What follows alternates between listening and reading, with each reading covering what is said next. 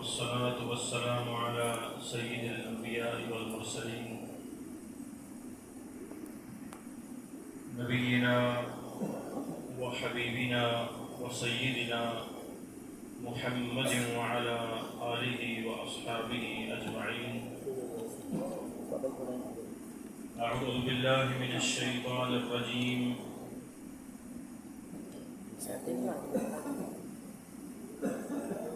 قل إن كنتم تحبون الله فاتبعوني يحببكم الله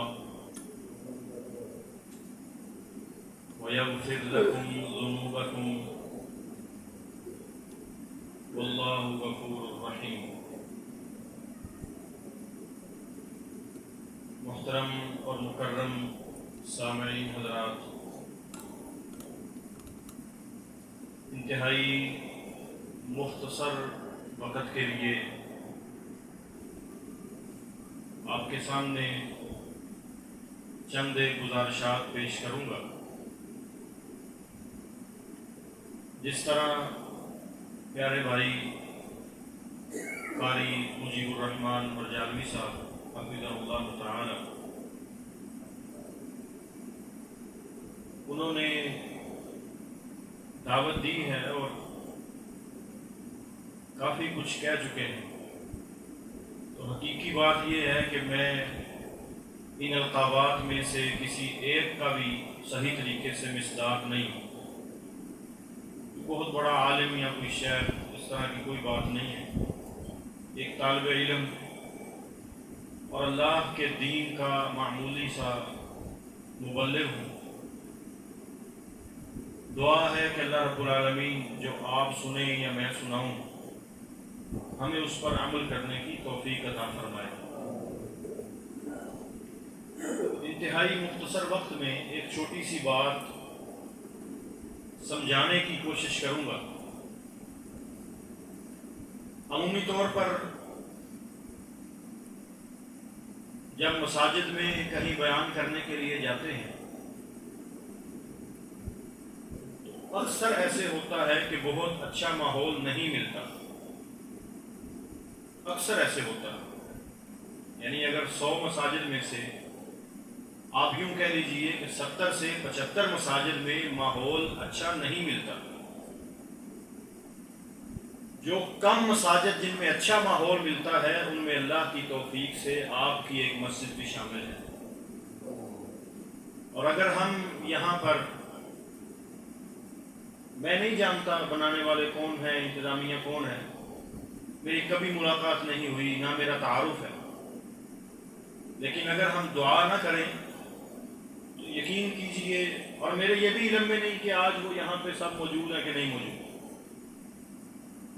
دعا نہ کریں تو یقین کیجئے بڑی بخیلی ہوگی. الحمدللہ نماز پڑھی، اللہ نے سکون دیا. جن جن دوستوں نے یا جن جن احباب نے اس مسجد کے بنانے میں تعاون کیا، وقت دیا، یا ابھی تک وہ تعاون کر رہے ہیں، وقت دے رہے ہیں، اپنا مال یا اپنا وقت یا اپنا علم کسی بھی طرح سے اس مسجد کے لیے خرچ کر رہے ہیں، اللہ رب العالمین ان تمام احباب کے گھر اپنی جنتوں میں بنائے. اور پھر صرف جنت نہیں، اللہ ان سب احباب کو جنت الفردوس کا داخلہ نصیب فرما کے اپنے پیارے حبیب علیہ السلام کا ساتھ بھی نصیب فرمائے. بڑی پیاری مسجد ہے، بڑی محبت سے بنائی ہے. اگرچہ چھوٹی ہے لیکن اس مسجد کا ماحول بڑا وسیع ہے. اس مسجد کے نمازیوں کا دل بڑا وسیع ہے جو ہم جیسے طالب علموں کو سننے کے لیے بیٹھے ہوئے ہیں. تو حقیقی بات یہ ہے کہ آپ قرآن کی کوئی آیت یا حدیث کا فرمان سننے کے لیے بیٹھے ہیں. تو میں اپنی بات کو آگے بڑھاتے ہوئے شعر و شاعری یا ترنم میں معذرت چاہتا ہوں، مجھے نہیں آتا، سیدھی سی بات کروں گا. چند آیات اور چند احادیث کریمات نبی مکرم صلی اللہ علیہ وسلم کی سیرت کو بیان کرنے کا سلسلہ یہ شروع سے لے کر اب تک ہے اور تا قیامت جاری و ساری رہے گا. کسی کے روکنے سے یہ رکے گا نہیں اور کسی کے دبانے سے یہ دبے گا نہیں۔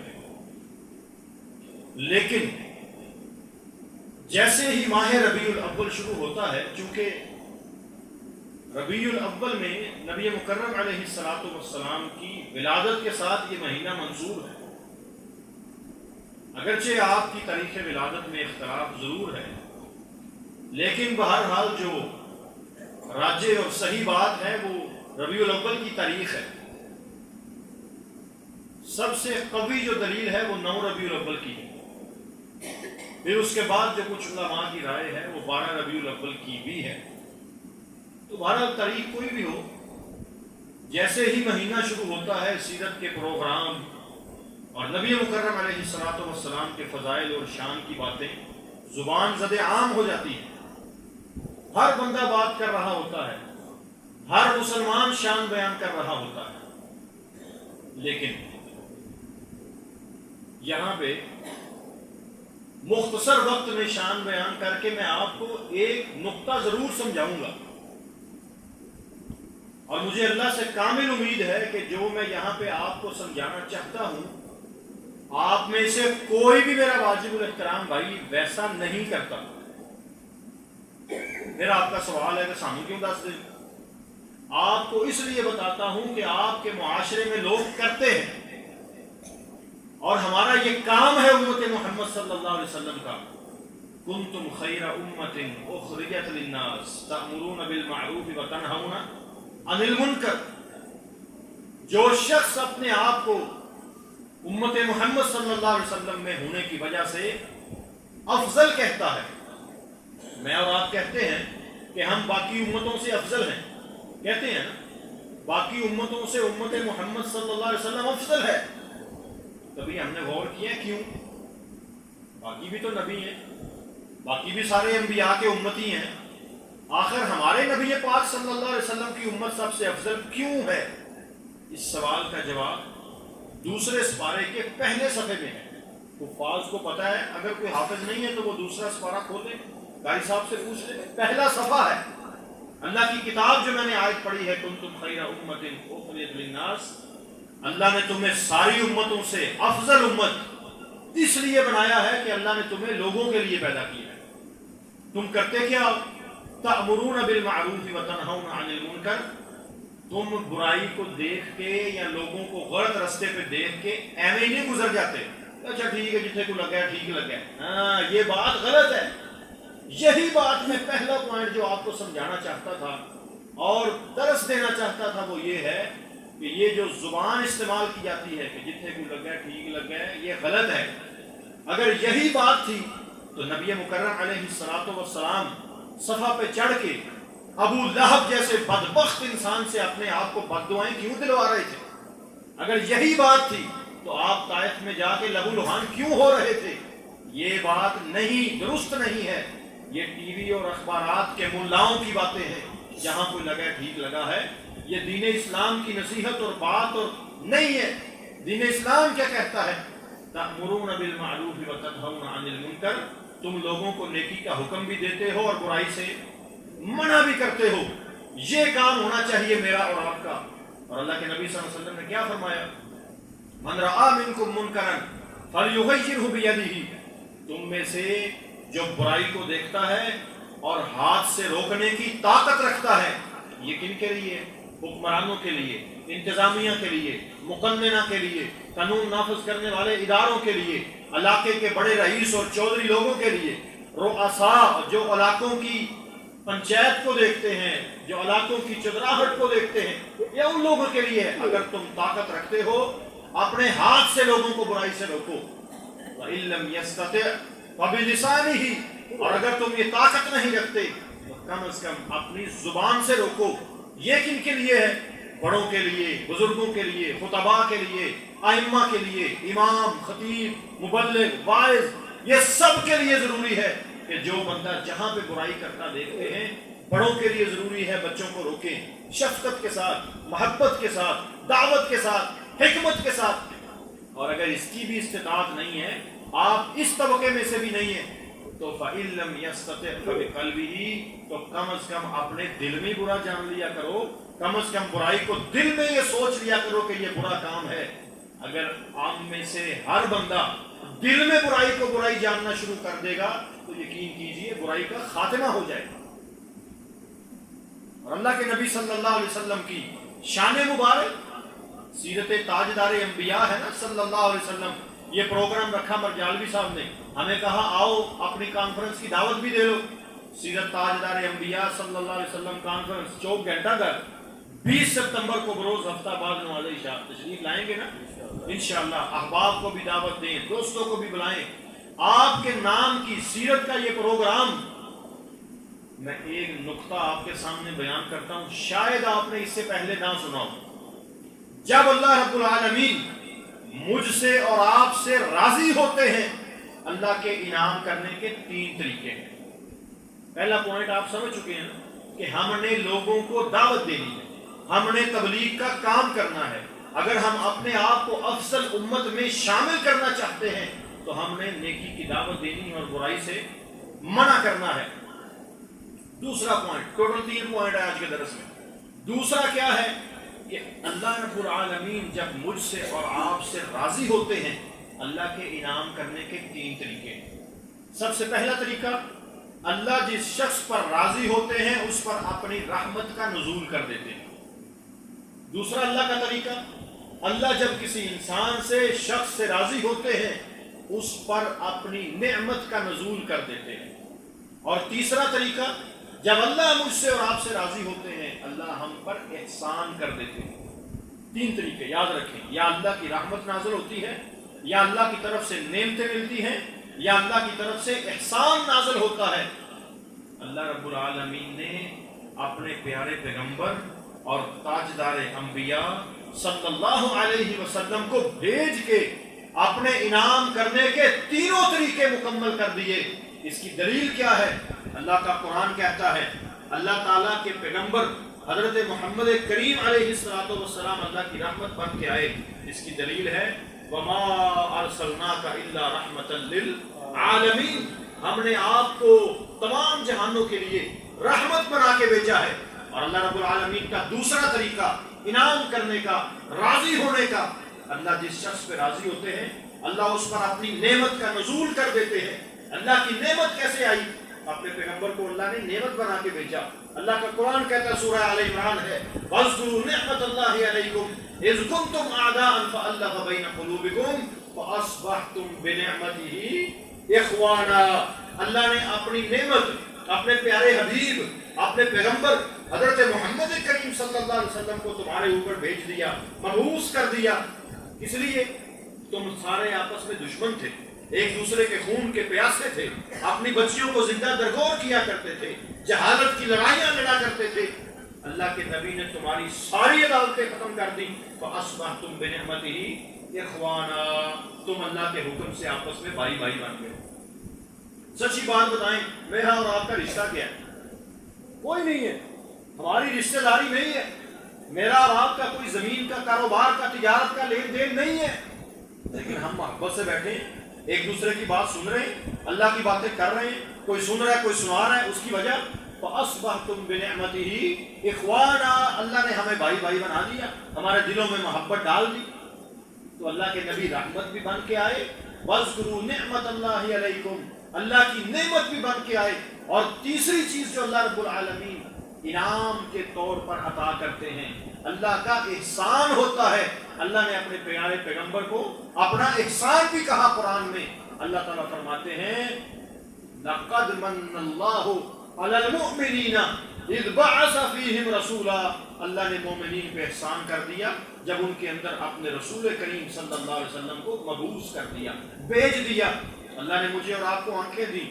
میں آج ہی سن رہا تھا, ایک ڈاکٹر صاحب بتا رہے تھے انسان آج کے ریٹ کے مطابق 7,000 کی آکسیجن ہر روز استعمال کرتا ہے.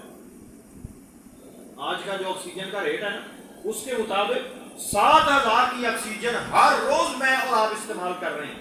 اللہ نے اتنی کھلی آکسیجن فراہم کر دی. اپنی زندگی کا اندازہ لگا لیں, 20 سال 30 سال 40 سال, اس کو 50 سال دنوں پہ تقسیم کریں. ماشاءاللہ بزرگ بیٹھے ہیں 60 سال 70 سال 80 سال کی عمر, جنہوں کو ضرب دیں 7,000 سے ضرب دیں, بات کروڑوں میں چلی جائے گی. اللہ اکبر. میرے استاد محترم میں پڑھا کرتا تھا ان سے، اپنی والدہ کی وفات پہ گھر جا رہے تھے، ڈاکوؤں نے روکا، گاڑی روکی نہیں، پیچھے سے فائر کیا، بچی کو وہ جو فائر ہوتا ہے وہ آنکھ میں لگ گیا. اب وہ آنکھ باہر آ گئی. آنکھ باہر آنے کی وجہ سے بینائی والا پانی ضائع ہو گیا. اب ڈاکٹر بڑے علاج کر رہے ہیں، بڑا کچھ کر رہے ہیں، جی بینائی والا پانی ضائع ہو گیا. ہاں ایک صورت ہے، ہم فلاں ملک سے منگوا کے ڈالیں گے اور اتنے لاکھوں اور کروڑوں خرچہ آ جائے گا. یہ تقریباً سن 2012 کی بات ہے، 11 یا 12 کی. جو اس وقت چیزوں کی قیمتیں تھیں آج 10 گنا زیادہ ہیں. ارے میرے بھائی، اللہ نے تمہیں آکسیجن دی، اللہ نے تمہیں آنکھیں دی، اللہ نے سونگنے کے لیے ناک دیا، کھانے کے لیے منہ دے دیا. اور سب سے بڑی بات جو میں یہاں کرنا چاہتا ہوں، بھائی اے بچے بیٹھے ہیں نا، جانور دیکھیے، جانور وہ کھاتے ہیں، ہم بھی کھاتے ہیں. فرق کیا ہے؟ وہ بھی کھاتے ہیں، ہم بھی کھاتے ہیں. جانور پھرتے ہیں گلیوں میں، ہم بھی پھرتے ہیں. فرق کیا ہے؟ جانوروں کی نسل بڑھتی ہے، ہماری بھی بڑھتی ہے. فرق کہاں ہے؟ کھاتا بھی ہے، پیتا بھی ہے، نسل بھی بڑھتی ہے. جانور بھی ایک دوسرے کا احساس کرتے ہیں. جب کسی جانور کا بچہ مر جائے تو دیکھا نہیں، وہاں بیٹھی رہتی ہے پاس، احساس بھی ہے.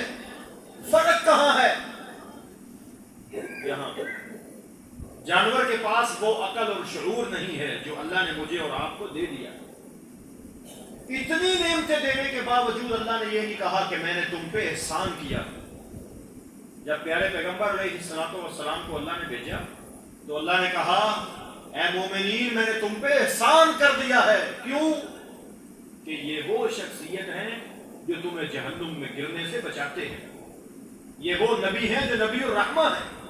یہ وہ نبی ہیں جو تم پہ نعمتیں لے کے نازل ہوئے ہیں، جو تم پہ اللہ کی رحمتیں لے کے نازل ہوئے ہیں.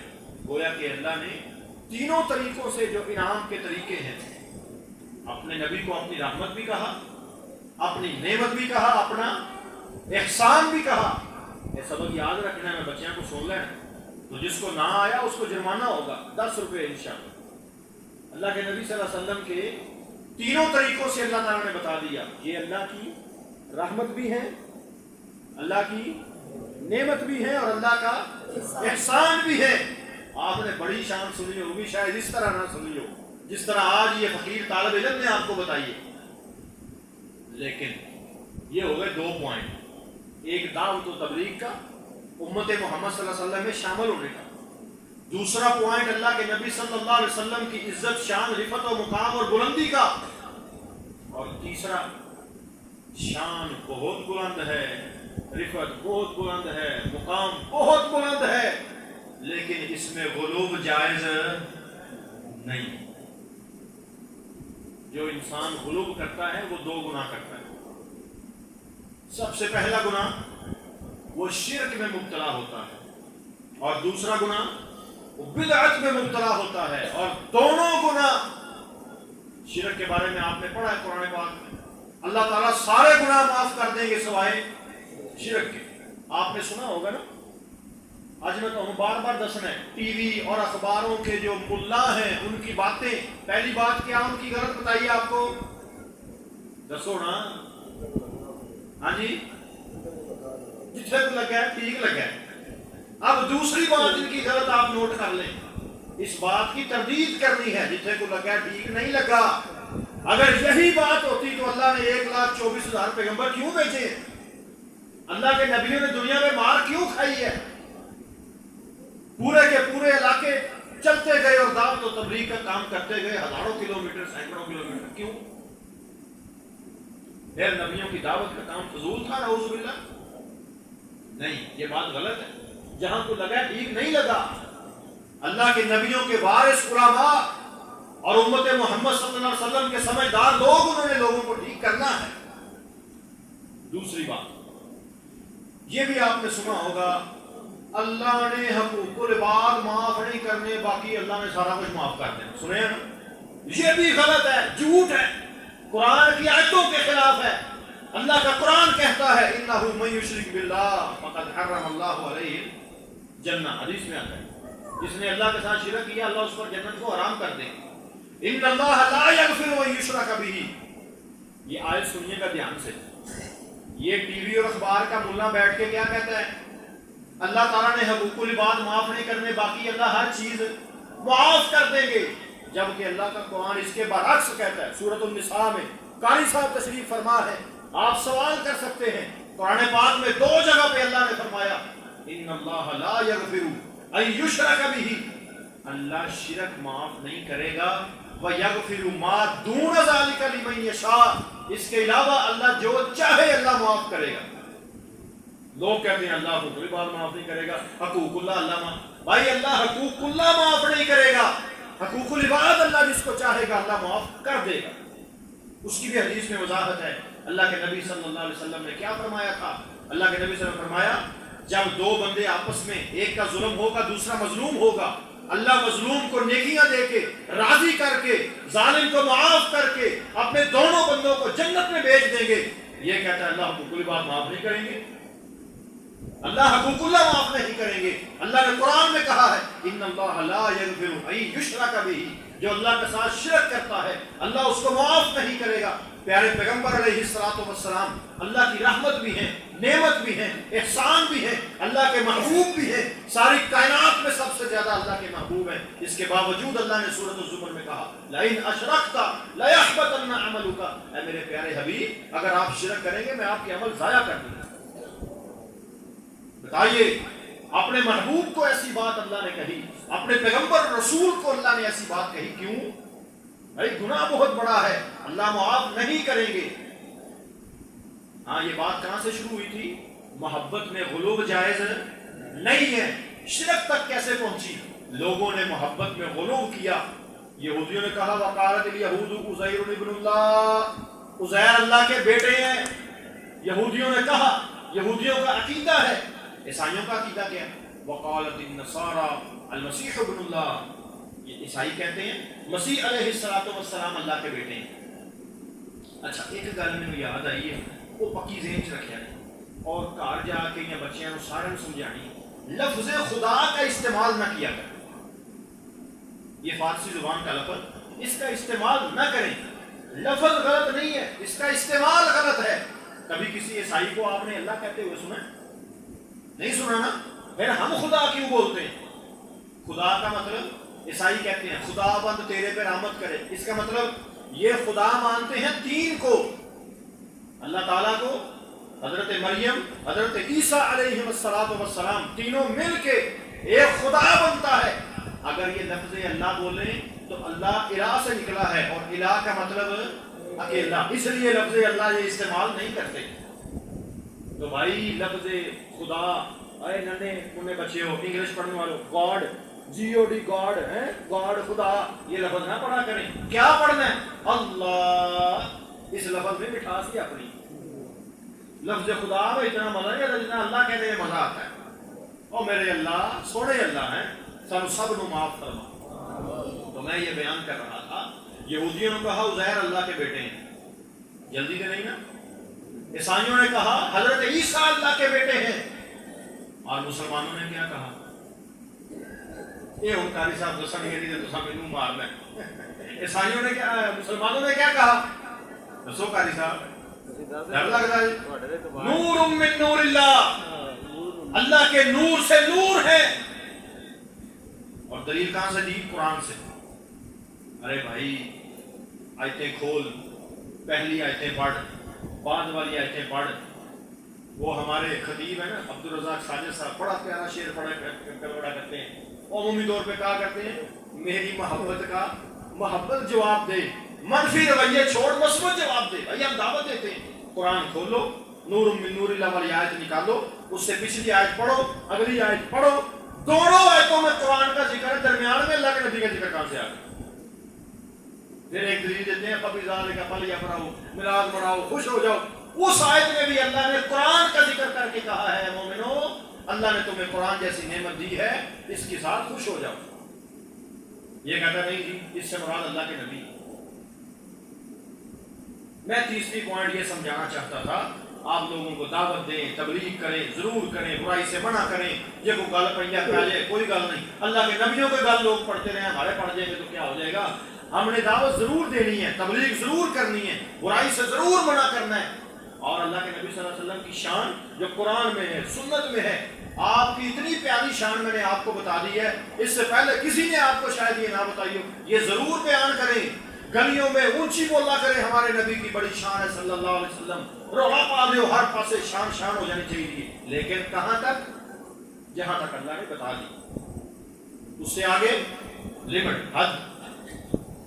انسان شرک میں مبتلا. اب یہودیوں نے کہا عزیر اللہ کے بیٹے ہیں، کس لیے کہا؟ نفرت میں کہا؟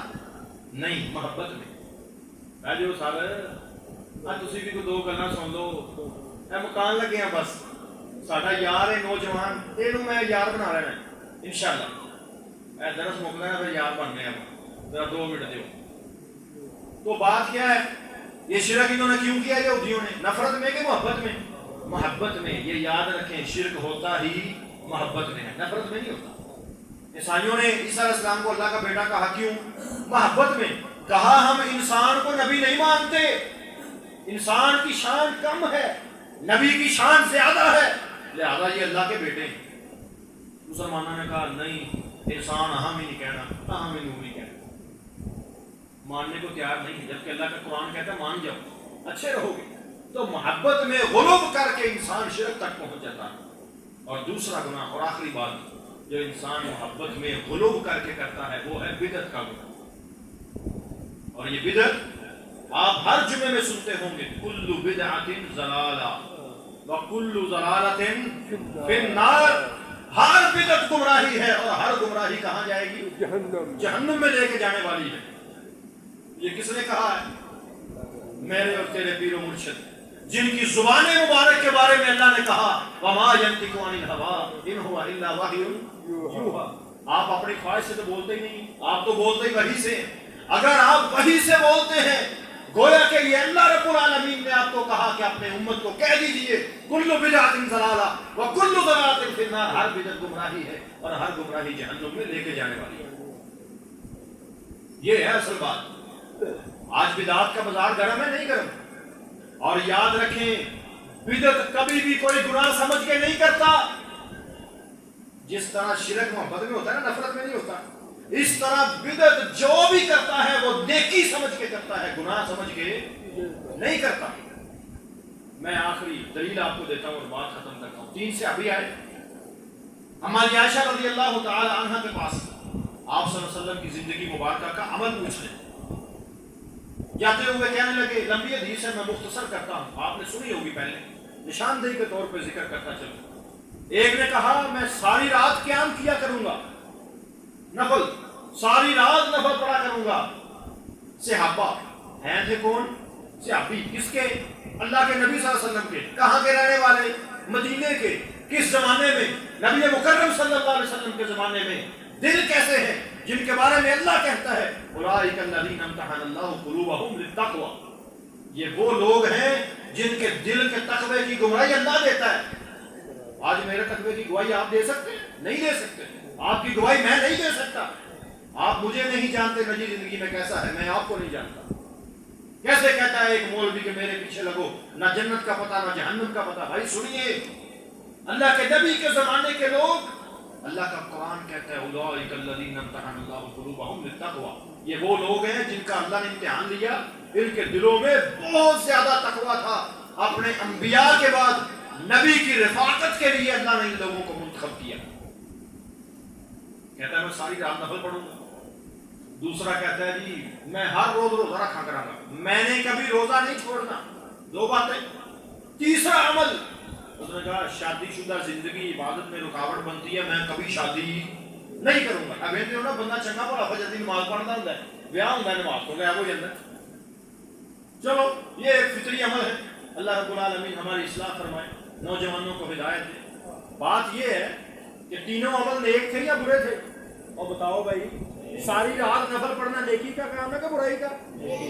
ہاں، ہر روز روزہ رکھنا نیکی کا کام ہے برائی کا؟ طیب صاحب کا بھائی تھے نہیں. اور شادی شدہ زندگی کو ترک کر کے اللہ کے گھر میں صرف رہنا نیکی کا کام ہے کہ برائی کا؟ نیکی کا. لیکن وجہ کیا تھی؟ اللہ کے نبی صلی اللہ علیہ وسلم کو پتا چلا آپ نے کہا میں رات کو نفل بھی پڑھتا ہوں، سوتا بھی ہوں، میں روزہ رکھتا بھی ہوں، روزہ چھوڑتا بھی ہوں، نفلی روزے کی بات ہے۔ تیسرا کام آپ نے کہا میں شادی بھی کرتا ہوں، فمن رغب عن سنتی فلیس منی۔ یہ حدیث آپ نے پڑھی ہوگی، وہ شادی کارڈوں پہ لکھتے ہیں فمن رغب عن سنتی، یعنی شادی والی سنت یاد رہ گئی ہے، نفل والی روزے والی سنت بھول گئی ہے۔ شادی کارڈ پہ لکھتے ہیں فمن راغب عن سنتی فلیس منی، اینو بندہ پوچھے کنے نفل اٹھنا ہے، رات کو کنے نفل پڑھنا ہے، اللہ کے نبی کی وہ سنت بھول گیا ہے۔ یعنی صحابہ کرام جو تین تھے وہ کہتے تھے ہم زیادہ عمل کریں گے، اسا اوکے چھڑ دیتا ہے، نہ رات کو نفل نہ دن کا نفلی روزہ، شادیاں کھڑکائی جاؤ بس ہیں۔ تو صحابہ نے نیک عمل کر، اللہ کے نبی نے کہا نہیں، میں نفل پڑھتا بھی ہوں، میں سوتا بھی ہوں، اپنے جسم کو راحت پہنچاتا ہوں، جسم کو تکلیف پہنچا کے عبادت اللہ کو منظور نہیں ہے۔ میں روزہ رکھتا بھی ہوں، میں چھوڑتا بھی ہوں، میں شادی بھی کرتا ہوں، نکاح بھی کرتا ہوں۔ میں معذرت چاہتا ہوں، میرے سے لفظ شادی نکل گیا، شادی نہیں نکاح، میں نکاح بھی کرتا ہوں۔ شادی اور نکاح میں بڑا فرق ہے، شادی ہم کرتے ہیں، نکاح اللہ کے نبی کے زمانے میں ہوا کرتا تھا۔ خیر النکاح ایسرھا، سب سے بہترین نکاح وہ ہے جو آسان ہو۔ شادی ہو گئی، ہاں جدوں نکاح ہوئے گا اپنے والدین کو کہہ دیو میں برات نہیں کھڑنی، میں ٹول ٹمکا نہیں کرنا، میں مہندیاں نہیں کرنیاں، میں سادگی سے کرنا ہے نکاح۔ اے میرا دوست تواڈے سامنے بیٹھا ہے، اے میرا بھراواں ورگا بھرا ہے، تسی گواہی لے سکتے ہو، میرے گھروں ہر چیز نو جاندے ہیں۔ جدن میری اسی نکاح کرن گئے اسی 6 جی گئے ہیں بس،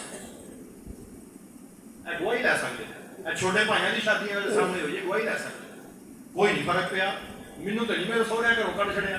اور بھائی ختم کریں اس کلچر کو، خیر النکاح ایسرھا، سب سے بہتر نکاح وہ ہے جو آسان ہو، وہ خرچہ بچا کے اپنی بیگم دے ہون والے بچیاں واسطے کوئی جگہ لے لو، بعد جو ہوندیاں پھرنا قاری صاحب بنتا کا کھڑی دعا کرو اللہ کوئی شے دے چھڑے، تے بھائی یہی خرچہ بچا کے کوئی شے لے لے۔ ہاں جی گل چنگی لگی کہ نہیں؟ نکاح دی گل ہے نا، چنگی لگی۔ تو اللہ کے نبی نے کہا کہ میں نماز پڑھتا بھی ہوں، چھوڑتا بھی ہوں، روزہ رکھتا بھی ہوں، چھوڑتا بھی ہوں، نکاح بھی کرتا ہوں۔ فمن راغب عن سنتی فلیس منی، جو میری سنت سے اعراض کرے گا وہ مجھ میں سے نہیں ہے۔ یہ بندے نیکی کا کام کر رہے تھے نا، آپ نے اتنے سخت لفظ بولے وہ مجھ میں سے ہے ہی نہیں، اور آج ہم نیکی کے نام پہ بڑے بڑے کام کرتے ہیں جن پہ اللہ کے نبی صلی اللہ علیہ وسلم کی اور نہیں ہے، اور ہم کہتے ہیں کہ یہ دین ہے۔ من احدث فی امرنا ھذا ما لیس منہ فہو رد، جو بندہ وہ کام کرے جو ہمارے دین میں نہیں ہے، اس کا کام بھی اور وہ بندہ بھی دونوں مردود ہیں۔ چاہے جتنی مرضی بڑی پگ باندھ لے، چاہے عربی لباس پہن لے، بڑا چٹے رنگ کا رومال پا لے، گل چ جناب لال رومال بھی پا لے، پھر بھی یہ بندہ بھی تو کام بھی مردود ہے۔ یہ کسی نے کہا، میں نہیں کہتا بھائی، میری حیثیت ہی نہیں میں کسی کو کچھ کہوں، یہ اللہ کے نبی صلی اللہ علیہ وسلم کے الفاظ ہیں جن کے بارے میں تو خود کہتا ہے وما ینطق عن الہویٰ، آپ اپنی خواہش سے بولتے تھے، آپ وحی سے بولتے۔ دعا کیجئے یہ یاد رہے گا نا سبق، میں نہ سبق یاد ہی نہ کوئی کیتا سی تو میں وہ سنا دیتا ہے، ہوں میرا حافظہ ختم ہو گیا، ادھر اگے ہوں بس کریے، پھر زندگی رہی ہے کدی ملیں گے انشاءاللہ۔ پر جالوی صاحب بلاندے نہیں، انہاں نوں میرے نوں سفارش کر چھڑو کہ کدی کدی سانوں بلا لیا کرو۔ اے مسجد تہاڈی بڑی سونی ہے، اللہ تعالیٰ بنانے والے آباد کرنے والے اپنا جنتی مہمان بنائے، اور اللہ رب العالمین تھوڑے سارے دے گھراں خیر و برکت دا نزول فرمائے۔ بڑی پیاری لگی مسجد کی، اللہ تعالیٰ انہوں اور وسعت عطا فرمائے۔ اللہ اکبر، کدی کدی آواں کراں گے انشاءاللہ۔ تسی جی بھی بڑے سونے لگے ہو، بڑے پیارے لگے ہو، محبت والے لوگ ہو، تو یہ 3 چیزیں آپ نے یاد رکھنی ہیں۔ ایک تو ہم نے دعوت اور تبلیغ کا کام کرنا ہے، گھنٹہ گھر کی دعوت کری عمر علی دے دی، ہاں ہم نے دین اور دعوت اور تبلیغ کا کام کرنا ہے، اللہ کے نبی صلی اللہ علیہ وسلم کی سیرت، شان، عظمت، فضائل بیان کرنے ہیں، ان کو ماننا ہے، اور وہ بیان کرنے ہیں جو اللہ اور اس کے رسول نے بیان کر کے بتا دی۔ اللہ رب العالمین ہم سب کو توفیق دے۔ کہ میں ایک بار پھر دعوت دیا، رجاوی صاحب کہہ رہے تھے گھنٹہ گھر عمرے کی ٹکٹ بھی ہے، وہاں پہ 9 سے 11 تک جو بندہ آتا ہے اور اپنا وہ ٹوکن لیتا ہے، شناختی کارڈ کاپی جمع کرواتا ہے، بعد میں قرآن اندازی ہوگی، کسی بندے کا عمرے کا ٹکٹ نکل ہونا ہے، دعا کرو اللہ ساری مسجد چکے ہیں دے دے انشاءاللہ۔ یہ پتہ ہے اللہ کی رحمت ہے نا جی، اللہ کی رحمت کسی طرح بھی جا سکتی ہے۔ تو اللہ تعالیٰ میں پھر آپ کو دعوت دیتا ہوں کہ آپ لازمی تشریف لائیں، آنے سے برکت ہوتی ہے، یہ دین کی مجلسیں، محفلیں، ان میں حاضری لگ جائے۔ آپ کیا سمجھتے ہیں کہ آج میں اور آپ بیٹھے ہیں، صرف ہم نے ایسے اسے سنی سنائی ہے بس ختم؟ نہیں بھائی، اللہ تعالیٰ نے میرا اور آپ کا ذکر اپنے فرشتوں میں کیا. اللہ ذکر کر کے فخر کر رہے ہیں کہ دیکھو میرے بندے اپنی مصروفیات چھوڑ کے، اپنا گھر بار چھوڑ کے میری اور اپنے تیرے نبی کی باتیں کر رہے ہیں. اللہ اپنے فرشتوں میں فخر کر رہے ہیں. تو یہ دین کی مدد سے ان میں شامل ہونا چاہیے، حاضری رکھتی ہے.